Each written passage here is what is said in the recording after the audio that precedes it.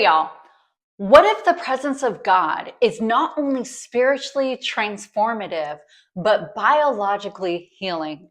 My name is Dr. Rebecca Anderson. I am a Christ-centered functional mental health counselor, and I am a trauma survivor.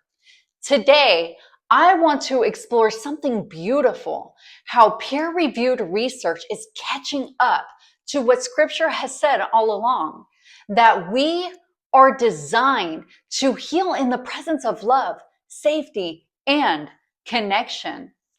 From a biblical worldview, healing has always been relational.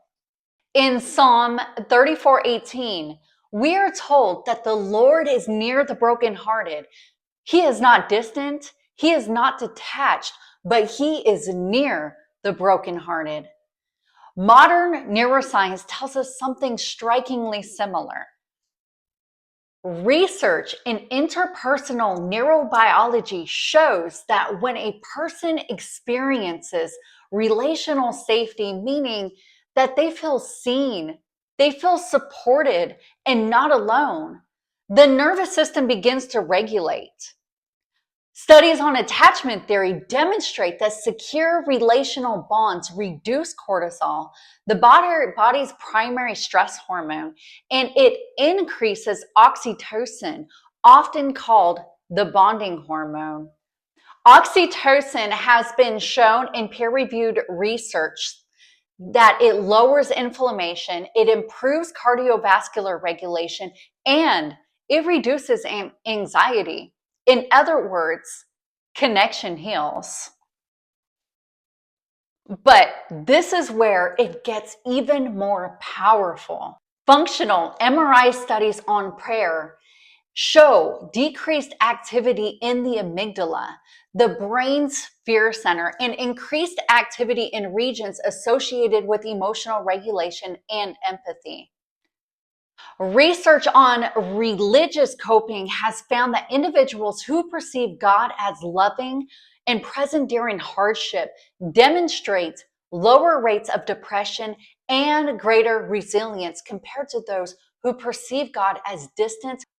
1 John 4:18 says, "Perfect love casts out fear." Fear lives in the amygdala and love regulates it. When someone experiences God not as a concept, but as a secure attachment, that's where they step into safety and the body responds. The immune system shifts, the inflammatory responses can decrease, and the heart rate improves, which is a key marker of resilience and nervous system flexibility. Peer-reviewed research shows that a gene expression pattern activated by chronic stress and social isolation, but studies show that perceived social support and meaningful connection can down-regulate these pro-inflammatory gene pathways. Now let's think about that. Your body changes at the level of gene expression based on whether you feel alone or supported. Now reflect on scripture. Isaiah 41:10 says, "Do not fear, for I am with you." With you is biological safety language. Trauma research tells us that trauma is not just what happened. Trauma is what happened without the support.